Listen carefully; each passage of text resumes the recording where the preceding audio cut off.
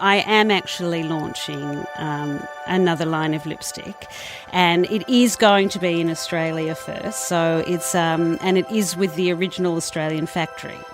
So Wow. that's all new. I haven't told anybody else that. But hang on a minute. So are you coming home? Are you telling us you're returning? It's a fairy tale, Kelly, and I'm not going to say it all yet. I'll wait until. But it is nothing short of an Australian small business fairy tale that's about to unfurl.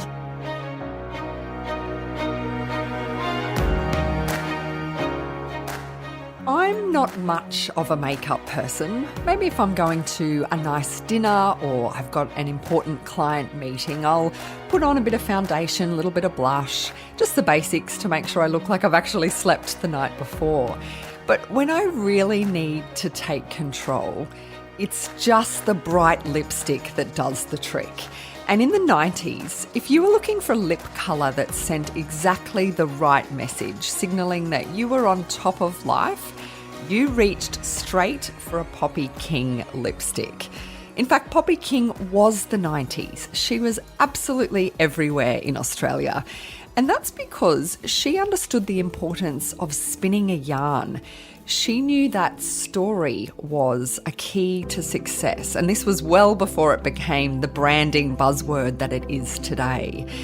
And so Poppy King was the media darling in this country, until of course she wasn't. It did come crashing down and it did hurt, but Poppy King held on. She wasn't crushed by the defeat, but absolutely it changed her.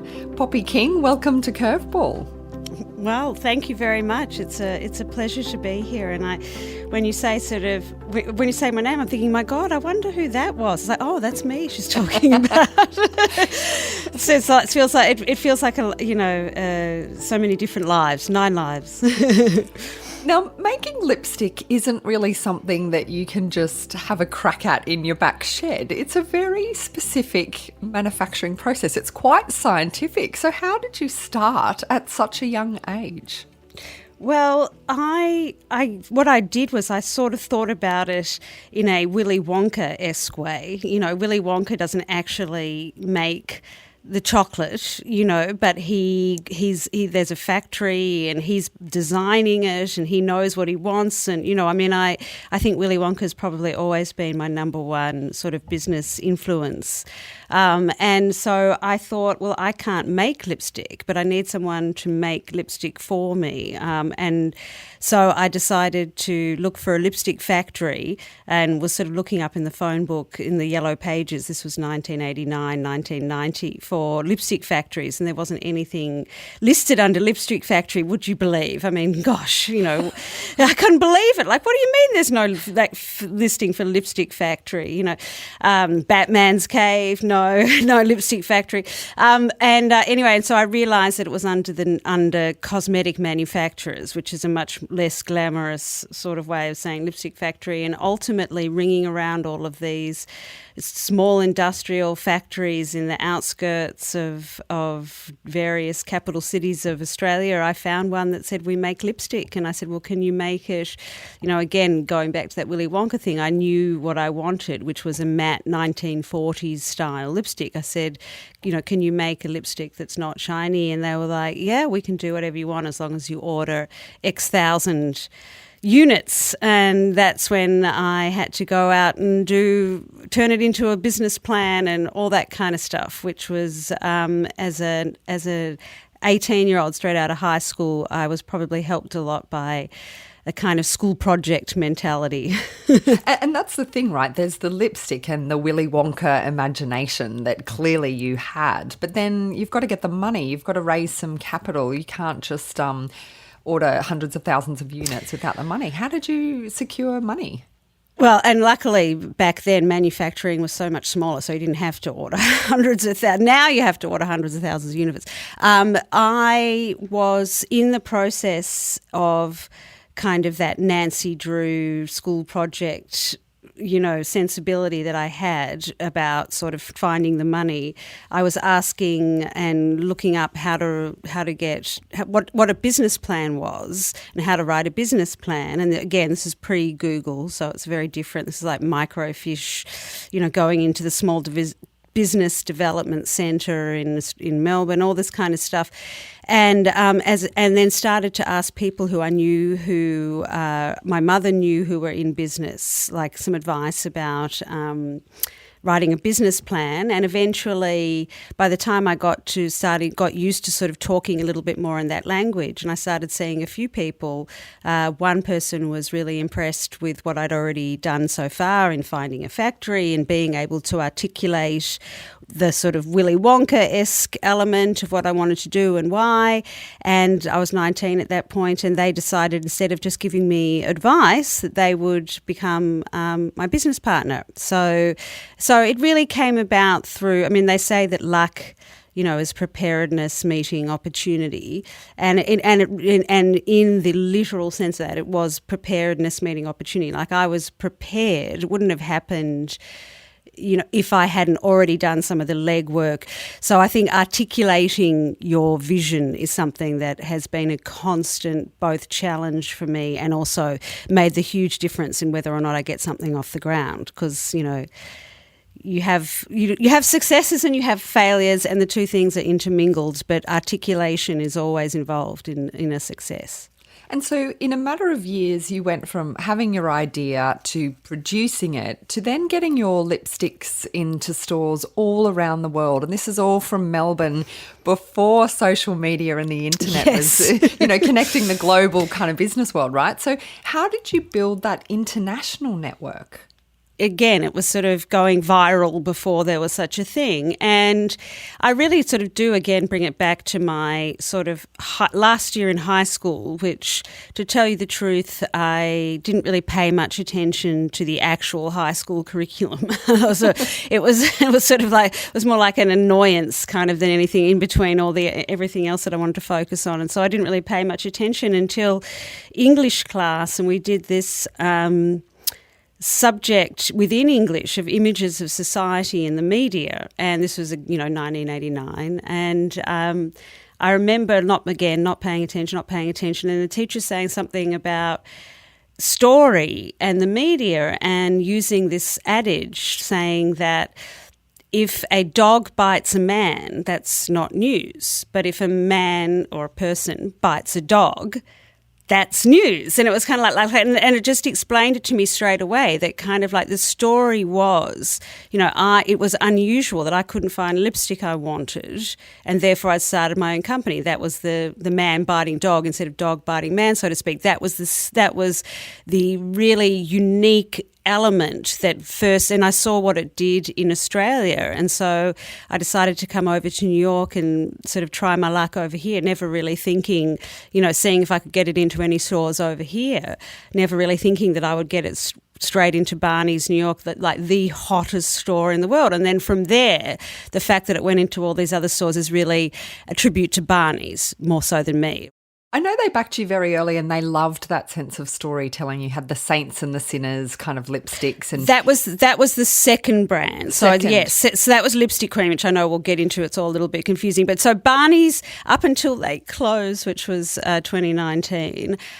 So from 1993 to 2019, Barney's took every single lipstick I ever did, no matter what brand it was under. so they were the longest retail relationship of my entire life. When you talk about the storytelling that was behind it, because clearly that's what appealed to them, I also wonder whether you've ever felt stuck inside your own story, because it can be both wonderful framing for you, but it can also box you in. Yes, I have definitely found that it is hard to move outside of the lipstick narrative as the kind of anchor to my story. And at times I have felt boxed in by that. But then I also feel a huge amount of deference to it, because without my genuine fascination with the transformative experience of lipstick, not necessarily makeup, but lipstick in particular, on the psyche, I wouldn't be where I was. So even if sometimes, to tell you the truth, I get a bit tired of talking about it, as soon as I get started talking about it, like the whole wonder, that original sort of 7-year-old wonder of what did this lipstick do to my mind? I don't even care so much what it did to but suddenly in my mind I feel much better. Like, how the hell did that happen? So it is one of those things. And I think that kind of like, actually, I wrote a book in 2008 called Lessons of a Lipstick Queen over here for the American, it's more of an American audience. In that, I said one of the surprising things about success is the amount of repetition, that you have to repeat and repeat. Like, you get so sick of your own narrative before other people do on the whole, You mentioned there being a 7-year-old fascinated with lipstick, and I want to take you back to your childhood. Your dad was a psychologist, mum's a fashion designer. I think they moved in. My dad was actually a psychiatrist, and the reason why I pulled that up is because it is. I've now come to understand it's such a different thing. And not only was he a psychiatrist, because this will explain a lot about my craziness for lipstick. He was a major Freudian analyst, so very serious psychiatrist. Yes. And so, what were parties like in your house? What kind of crowds moved around Poppy King when you were a 7-year-old? I'm sure my mother will hear this, but there was very little boundaries between adult and child, shall we say. It was pretty bohemian and artsy. We never had any money. We didn't really know any people with a lot of money, but everyone that I knew in my home and everyone that was around the scene was extremely creative and living off their own ideas. And then conversely, for some bizarre reason, that I still don't quite understand, the more I see myself and realise that I've always been, whether I want to or not, like this. My parents decided when I was little, I guess, for some structure, to send me to a very, very conservative private school. So I kind of had this bizarro childhood where everything was loosey-goosey at home. There were no rules. And there were, it was all sort of like, all like people up in the night philosophising and all that. Like, there was no distinction between what I saw as a child and an adult, in art galleries, this, that. And then in school, I had to kind of it was a totally stitched up world where kind of I could see, and it gave me a sense, and like school didn't, I had to sort of hide a side of myself at school because it didn't really fit in, and then at home I had to hide the sort of side of myself from school that didn't fit in all that sort of bohemia. So it sort of gave me, I think what it did is it made me realise that authority, whether it's bohemian or whether it's strict discipline and convention, is such a fluid thing, because like I had no rules at home but all these rules at school, so kind of I realised that rules very early on were sort of a suggested serving, is a serving suggestion. And that is interesting to me because there's two things that jump out. One is, being around a lot of creativity, a lot of imagination, a lot of discussion of living that sort of life just means it normalizes it. So you're not a kid who grows up thinking you have to get a job in an accounting firm and make a lot of money, right? Oh, my mother would have been horrified. She was like, my mother was like Morticia Addams, kind of in the Addams family. She was horrified with anything that any other mother would wish that you would want to do. Yes. But the second part that's fascinating is the no rules and the no boundaries. Because if you fast forward into Poppy Industries, there comes a time in the growth of a business where, you're getting, you might have shareholders or investors, and people do need some rules and some boundaries and some structure, and you have to start to operate within a framework. Was it difficult for you once the business was growing to do that and to follow kind of the business rules? So framework has never really been a challenge for me in business. I'm not the typical creative on that level where kind of like you just can't stand any kind of rules, rules and regular being told no or whatever. That's really never been a challenge for me. The challenge is more what the metric of success is for me. And, I've obviously had 30 years now to understand this, the nuance of this more. And it's not the framework that challenges me. It's the idea of having to demonstrate a level of sales growth as success that is often takes away from the very principle of why you started. So it's always that tension of the growth that is considered success by people who are coming into the business versus the growth that me, having founded it, considers success and considers confluent with the objectives. And so that's the tension. It's the tension between money and creativity. It's not the tension between framework. I love framework, I'm not good at it, but I love it when somebody brings it to me. I don't enjoy doing business because that is so based on growth. I enjoy something called entrepreneurship, which is a sort of much more of a twisty turny. There's growth, there's ebbs and flows. There's kind of business. Business to me gets very boring. Once it hits a certain kind of mentality. I really am interested in this because I think as this startup culture has sort of started with, Silicon Valley and a lot of the Ubers of the world and all of those sorts of things, scale has become the buzzword. So it's all about you need your 10x return, your 25x return, etc. And, I've had my own journey with lots of investors wanting to invest in my business, and it's all about, can you get this scale? I can just imagine, Kelly. I can just imagine, don't you? Not my first time at that rodeo, yeah. And so there's this, let us give you several $1 million into your business, but by the way, here's the kind of plan of the return. And when you say to those investors, that's actually, that's impossible to achieve. Mm-hmm. It's difficult to reconcile strategy versus growth.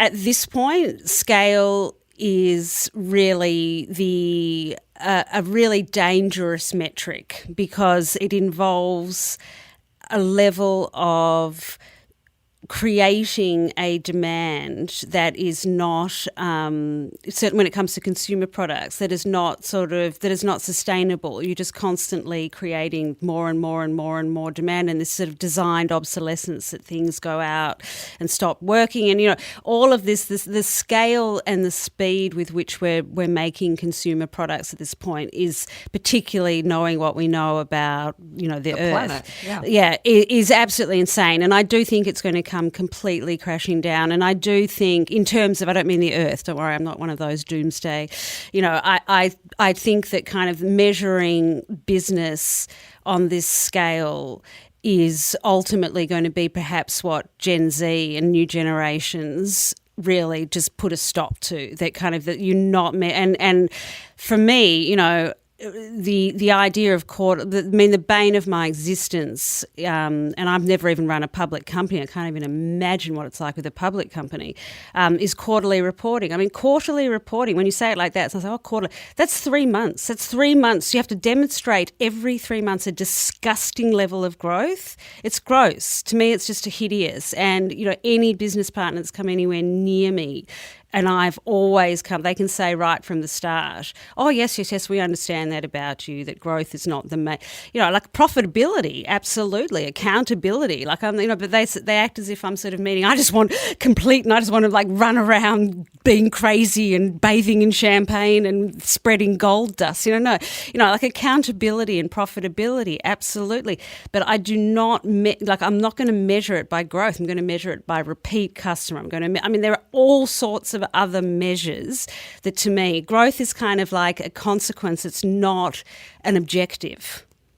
There was a moment when some investors had come into Poppy Industries and I think wanted you to expand. I've had 6 in my life, so I've had 6 investors. So you have to, yes. I've actually, which as you would know, signing on and having 6 investors means that I've actually probably met with 300, pitch. Do you know what I mean? Like that's 6 that went across the finishing line. So you can imagine how many discussions there's been. So sorry, yes.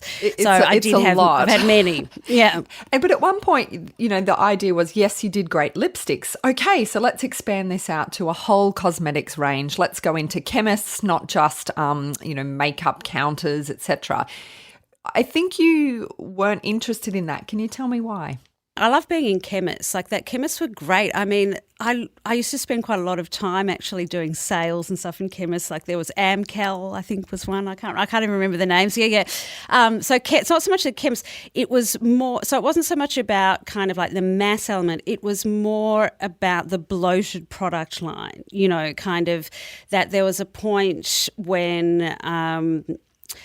When it becomes about beauty, it's hard to imagine when you're on the outside of it, but then once you're inside it, the industry, not beauty as a concept, it's got very little to do with the industry, but the beauty industry, the real estate, is a lot like your real estate in store. Not these days, it's obviously changed a lot with digital direct to customer, but back then real estate. And so it was this thing of it was like a real estate grab that to get more real estate, you'd sort of push out more product to warrant more real estate, but the product doesn't really warrant existing, and so for me, once you start sort of having again these sort of metrics around size and conquest and real estate and growth and and you're moving away from a narrative driven product to a kind of mechanical need for a product within a business plan, like I really lose interest, and the two things don't have to be mutually exclusive. It's just that it's very, very hard for somebody like me who is, hasn't had any formal Ivy League education in business to sort of get heard when I'm saying that this is not the way to do business. It's like, oh, you don't know, you're a creative, you don't know. It's like, no, this is not the way to actually ultimately have a long-term sustainable point of view in this brand that will be profitable for you long-term. I'm not talking nice, I'm talking about your money in your pocket. This is not the way to do it. But no. It's kind of so it's always a tension, I think, between for me, it's always been a bit of an identity crisis because I kind of like have to switch between sort of an artist sensibility and then a kind of somewhat of a business sensibility. But I can't really stay in that too long before I get very depressed. You had this, of course, incredible rise across quite a short time period, really. Like the 90s, you just go from one thing to the next until you're Young Australian of the Year, which I don't think it gets any more significant than that. But at 98, things, started to dive off and the business went into receivership. I'm just wondering how you handled that personally, because you were, late 20s? The media was turning on you after being one of your biggest backers. How did you handle that time? Yes, I was in my late 20s. So that was 1998, and I think I was 26 by that, 25, 26, 26, I think. Incredibly young. Exactly. So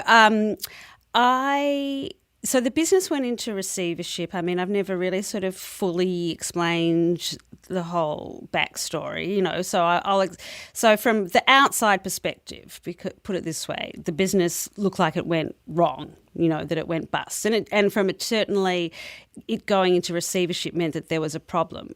But the problem wasn't actually the brand or the spending or the foundations of the business. The problem at that time was that there was a massive dispute and really not a meeting of the minds on the board with the investors that I had at the time, and a very, very different idea of what we should do to go forward. I wouldn't move, they wouldn't move from their idea, and we sort of ended up in a stalemate, which I'm not proud of. But I really wasn't, the only option that I really had at that point was either to leave my own brand, leave it to them because they were so clear they wanted to do it a certain way, or to do what I did, which is pull the trigger, the responsible fiduciary duty trigger, and say that we have come to a stalemate. We need to start the process, the legal process of unwinding our partnership, and if we can't do it, amicably, then we're just going to have to do it brutally like this. And I took the hit PR-wise, and they were, I took the hit as the villain in that, because that was news, suddenly, but really the fact is when a business, just like when a business succeeds, it's not because of one person. When a business, quote unquote, fails, it's not because of one person either, and that really just was not the right mix of expertise and personality in terms of where the business was at. It really, their idea of their idea of how to expand it, to me, was not something I could support as the CEO at that time. Do you wish you had better advice around you? There were accusations at the time whether or not the company was trading insolvent or whether people were being irresponsible, aside from, a disconnect between yourself and the other investors. But do you wish you had, you're 26, do you wish you had have had different advice? No, because, first of all, the trading whilst insolvent thing was just a complete sort of salacious idea, that got whipped up. But that was more sort of like something that was kind of a media story. I know because I'm kind of like I said to you before, sort of strangely, because I had such a sort of wild childhood, I'm a sort of like, as a rebel, I'm a goody-goody. So I know what a goody-goody I am with sort of money and things like that. So I knew we were never trading whilst insolvent. And I got to learn very, very quickly that trading whilst insolvent and corporate law is it's such a sort of nebulous thing. Like, at what point, if you went and looked, at what point could I say that the business was no longer tenable with these investors, And so it was an incredible education into the semantics around business. But I knew, and when you asked me before, how did I handle it? I'll tell you how I handled that whole time. Is badly. I cried and I had horrible time. I don't even want to tell you some of the thoughts I had about what and some of the choices I thought I might make and blah, blah, blah, all of that stuff at that time. It was pretty horrible. But I really knew, Kelly, and I do, and even sort of 20 years later with other businesses under my belt, I really knew that I have never, ever, ever, ever taken an exploitative or easy option when there's two, that I have always tried my best with the utmost integrity to do the right thing by my customer, and that hasn't always been the right thing by my business partners. The media scrutiny was intense, and as you say, it was a very, very dark time for you. You mentioned before that you're much more interested in being an entrepreneur than, say, a traditional business leader. The thing that fascinates me about this is that entrepreneurs have this ability to get back on the horse and do it again, and you start to rebuild and you think about new ideas and a new company. What was the turning point? Was there something that took you from that dark moment to, actually, I can have another crack at this? There wasn't really a turning point, but in the sense that I always kind of felt that even when people were asking me in 1998 what went wrong, what went wrong, I still was amazed that it ever went right at all. People were sort of like people were sort of like asking me, what went so wrong? 6 years in, I launched in 1992. That's 6 years of being in the beauty industry from Melbourne, Australia, selling internet. 6 years. That's over half a decade before anything really, really, really hit the, really went wrong. And so for me, I guess that just always felt like, that was my first lemonade stand, kind of like I could never understand why people were sort of talking to me as if it were, the nail in the coffin, and And I think that was part of the reason, to tell you the truth, why when I got the chance to move to America, I really decided to do it and completely kind of like shut up shop in Australia and move to New York to take up a corporate role here.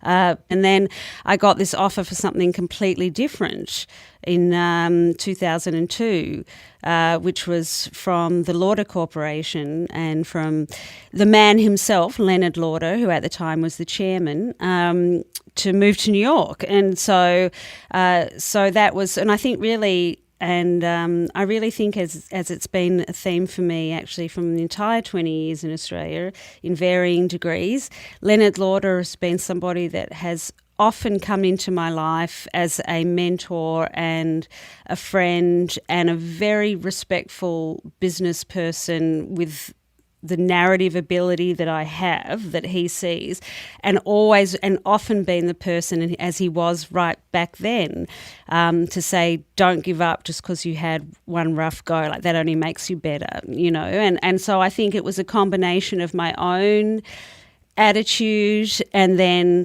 and then somebody like Leonard Lauder. Like, it's like, do I take the press all calling me a failure, or do I take Leonard Lauder saying, you know what, Poppy, that was pretty amazing what you did out of high school, you know, like kind of like kudos, you know. Like, so I thought, I think I'll listen to Leonard Lauder out of the two. Poppy King is my guest on Curveball, and you're about to hear how she rebuilt herself in New York and eventually got the creativity and the courage back to do it all again.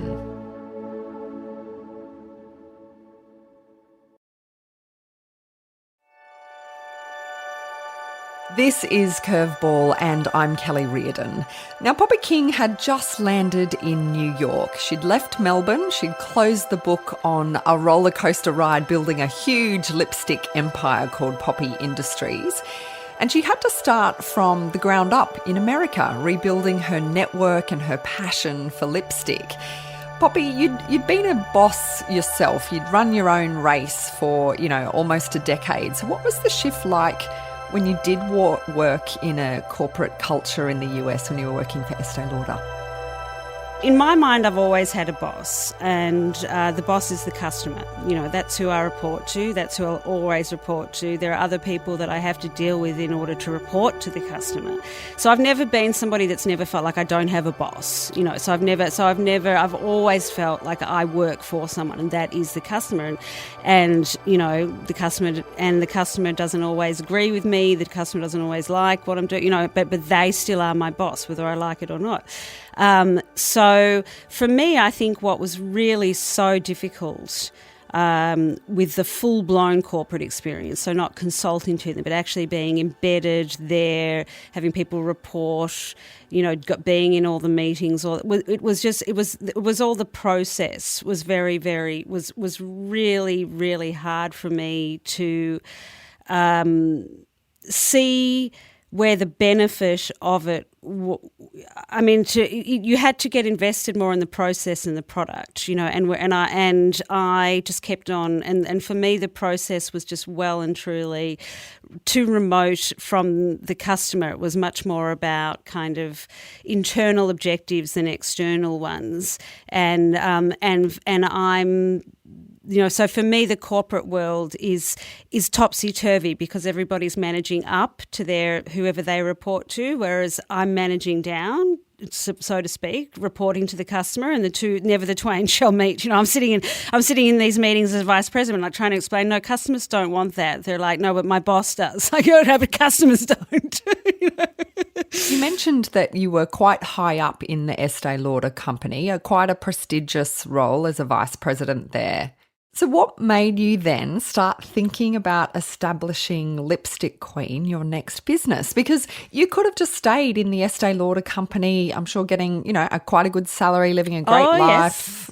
Yes. I had the Fifth Avenue off. It was like, Melanie Griffith in Working Girl. It was You're living the dream, right? You're in New York, the centre of the cosmetics world. Yes, and my office was on the the 39th floor of the GM building opposite the plaza. Yeah, no, the whole damn thing. You know, walk past Tiffany's every morning, like all that kind of stuff. I think I was there for 3 years in that role, and I ultimately found that I much preferred being out in the field, what's called the field, meaning out on the sales floor, than being in the head office. And when I sort of, for a whole host of reasons, and so I started to realise that really I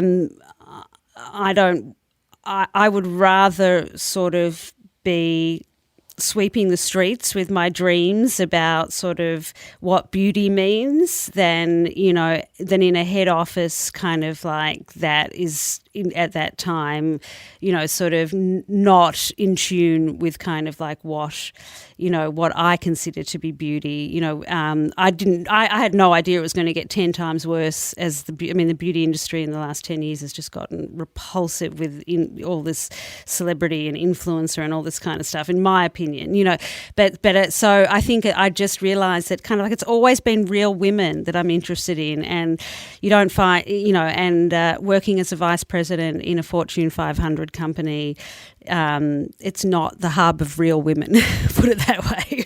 Were you scared when you started Lipstick Queen and you had to take on investment again that, there may be a repeat of what happened with Poppy Industries? Absolutely, I did. I mean, in many ways, that's why I called it Lipstick Queen the second time around and not Poppy or Poppy King at that point, because I didn't want to make the whole story about me. And I'm sure if you asked his wishes to remain anonymous, but I'm sure if you ask the investor that was involved in that early phases of Lipstick Queen, they would say that they wished I would have made it more about me, but I did want to be one step removed. That's why it was called Lipstick Queen. And I'm really glad I made that decision, because I now have, cut to sort of 15 years later, I still have access, total, complete control over my name, which a lot of my other entrepreneurial contemporaries or peers, Bobby Brown, et cetera, they don't, So I'm one of the few people, they have the mansions and the Hamptons and all that kind of stuff, which again, is not my bag. But I did. For that very reason, I didn't ever want to be so closely.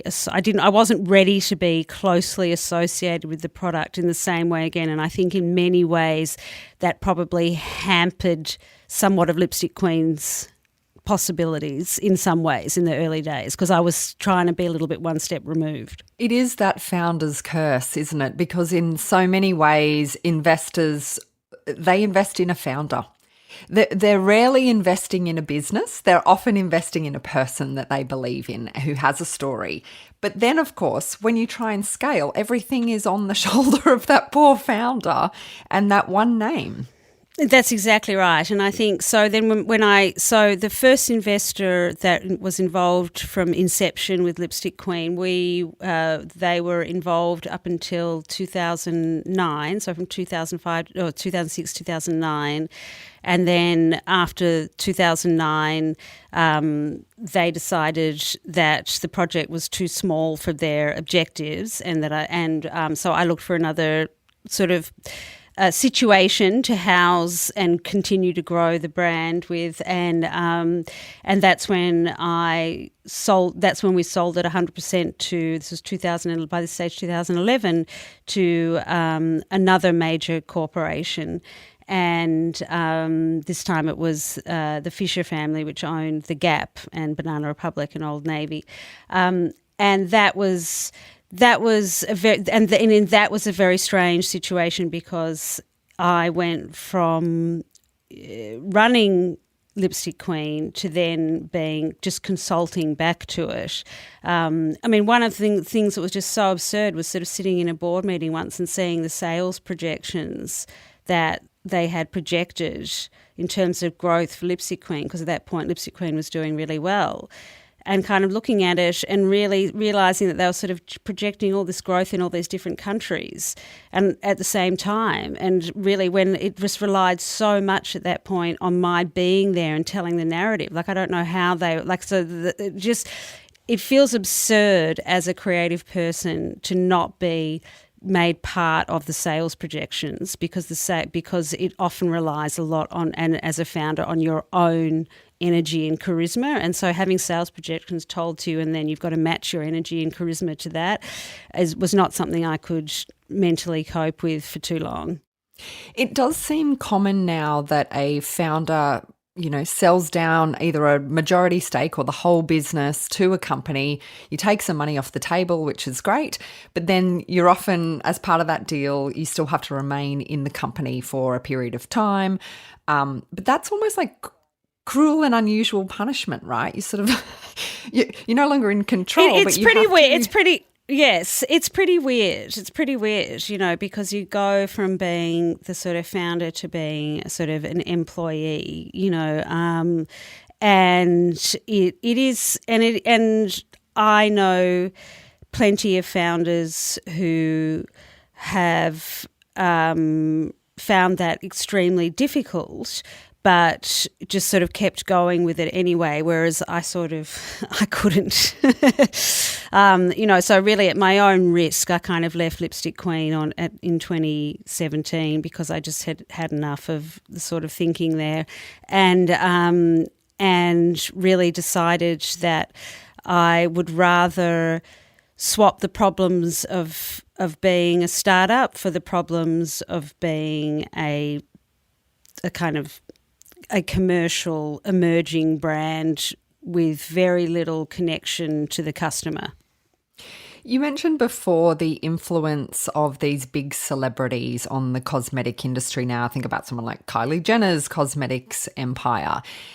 I think you're starting to think a little bit about what's next and what other adventures you could go on, Poppy King. But can anyone still cut through in the same way you did with your first couple of businesses amid this influencer culture? Absolutely, you can cut through. The problem is sort of holding attention. I think you can get attention easier than you used to be able to, but the holding of the attention is really hard. And for me, I just sat it out. I've pretty much sat out social media.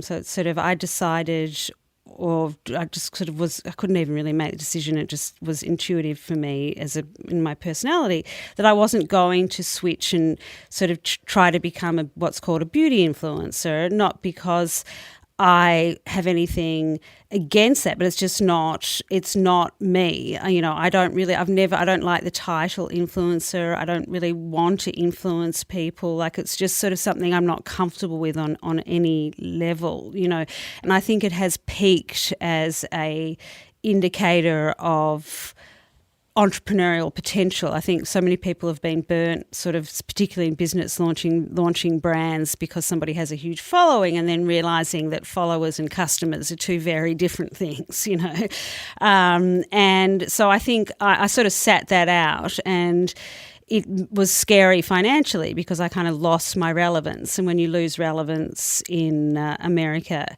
in New York City, kind of like with no safety net, kind of like it hits you, as a single woman, it hits you financially, in terms of what your capacity is to bring in income.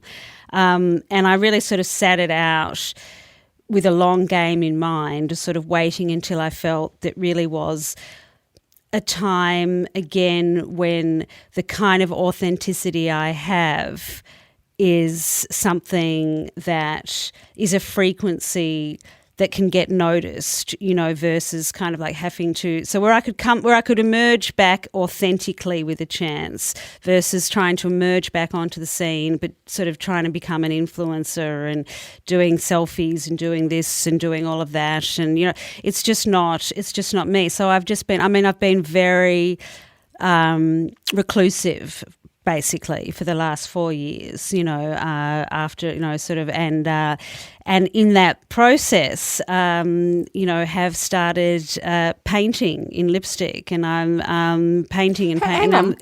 What does that mean, painting in lipstick? I have been for 3 years. I've been using all the inventory that was left over after Barney's closed, and I'll be having my first show here in New York later this year, and it's it's a series called Butterfly Goo, and it's all about the idea of dissolving and resolving. So dissolve and resolve, and it's all these strange. They're quite disturbing paintings, but they're beautiful. But they're pretty disturbing. I mean, I'm surprised that they just came out. These it's like they're on my, they are on my tiny little Instagram. I'm what you call a nano influencer. And so the paintings were my way of continuing to explore my relationship with lipstick in a totally non-commercial way.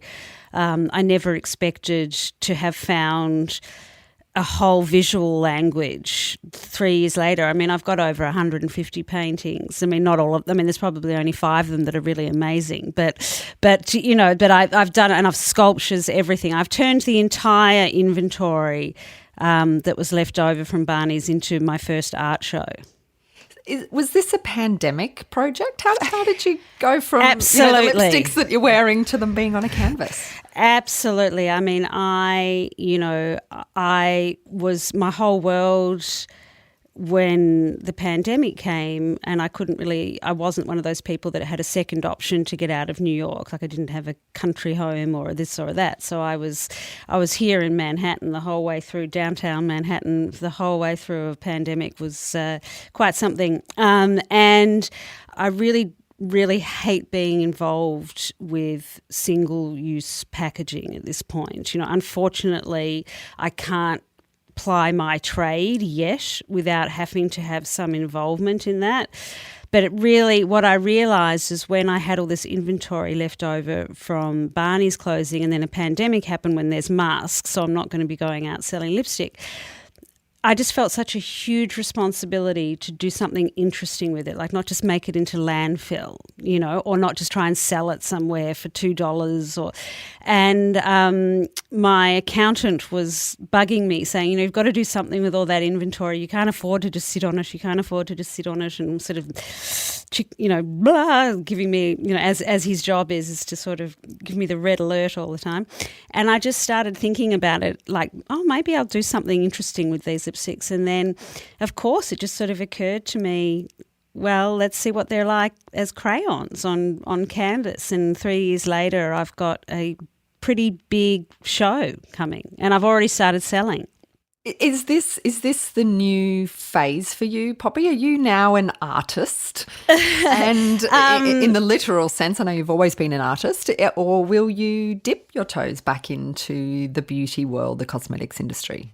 I am hoping to do both, Kelly, which I know, as we said earlier on, it's changing lanes, but it's not really a lane change. It's more of a lane expansion, because the two things have now become very intermingled in that I am actually launching another line of lipstick, and it is going to be in Australia first. So it's and it is with the original Australian factory.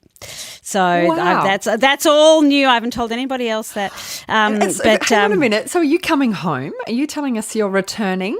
I'm not returning full time, but I am definitely returning, and you will see much more. Well, it's up to you guys if you want to, maybe it'll, you won't hear a peep out of me. No one will be interested. But if people are interested, you're going to hear, I will have much. I'm setting up to have much more of a presence in Australia in the second half of this year than I have since I moved to New York. In terms of, I'm coming back to Australia from a manufacturing perspective, not necessarily from a residential perspective, and I have unearthed the original formula, and so just wait and see what I'm doing. And that will be under the name Poppy King, and that's coming. I was supposed to be coming in July. I've had to put it back for a big project over here in the States, but I'll be there in September. I have so many questions. Are there investors? Are you doing this on your own? Are you Yes, bootstrapping? no. What's happening? There are. It's a fairy tale, Kelly, and I'm not going to say it all yet. I'll wait until. But it is nothing short of an Australian small business fairy tale that's about to unfurl in Australia. Seriously, like it's a total. It really is, because I must. During the pandemic, when I just thought maybe I'm never going to go back to lipstick. I just felt completely like I'm just so tired. There's nothing that I really want to do in it anymore. The only thing I could think of that felt really inspiring to me was to do something back in Australia again, and that's what this is. Will you try to appeal to women like me, women in our 40s who were there in our, late teens and early 20s? I can remember I used to, when I was at university, be an extra on movies to earn money to put myself through uni, right? And so the makeup artist had come over at one point to just retouch everybody's makeup, and she said to me, and I can really clearly remember this, she said to me, "Oh, that lipstick that you're wearing. Like, what lipstick?" So this is the professional makeup artist on the set of a film saying to me, "What is that amazing lipstick that you've got on?" And I said to her, "Oh, it's a Poppy King." And she said, "Of course it is." She just straight away was like, "Of course that amazing lipstick is a Poppy King lipstick." So is the idea to appeal to people, like myself, who would have bought those Poppy King lipsticks in the original incarnation? The idea, I guess, is to appeal to whomever and, whomever it speaks to. I've never really been somebody that kind of operates on a target market principle, much to the disdain of people who love that terminology. The audience, shall we say, I think will definitely be made up of some of the women who remember it from the time, and also, you'll be able to feel it the moment you put it on, because I'm making it in the Australian factory, so it's got that real original feeling to it. So it's got that distinctive kind of texture. The only thing that is sort of unknown as to whether or not the story, a lot of these women now have daughters or sons that are interested in makeup, or so the only thing, the unknown is kind of like, and this is what my business partners and I in Australia have sort of been talking about. The unknown is kind of, is what will a whole generation who never even knew I existed, how will they take to knowing, okay, my God, there was this woman in the 90s who came out with 7 Deadly Sins, and so we'll see, but so it's starting in Australia, and I've already got quite a lot of interest internationally, but I'm holding it back, and it's going to be exclusive to Australia first, which is kind of like an oxymoronic idea, because back in the day, everything used to be exclusive to everywhere else first, yeah. What do you think the one lesson or one thing across your business career that's really stuck in your mind that you're taking into this new venture with you? If there was, one thing that you've just got ticking away there in the back of your mind. I've always felt that beauty is not a vanity issue, it's a human rights issue, meaning that I have always, what I've taken into this venture, that I've taken into every single venture, is that I refuse to dumb lipstick down to something that is really simply cosmetic. To me, it's much more of a psychological, fascinating product, and that my whole reason for existing in this sort of strange industry that I found myself in, called the beauty industry, is to continue to make products that really connect you to a sense of your inside, not just your outside, and really that the mind is where you find beauty. And so that's a long way of saying that kind of I'm taking I'm just, what I'm taking into this project, what I've taken to every project, is the same thing that I set out with when I was 19, and that is just to believe that, the pursuit of beauty is a psychological thing, not a physical thing. Well, congratulations. That's really fabulous news that we'll see those Poppy King lipsticks back in Australia very soon. Thank you so much for joining me on Curveball. Thank you everyone, and thanks for your patience. It's been a long time between visits, but I'm coming.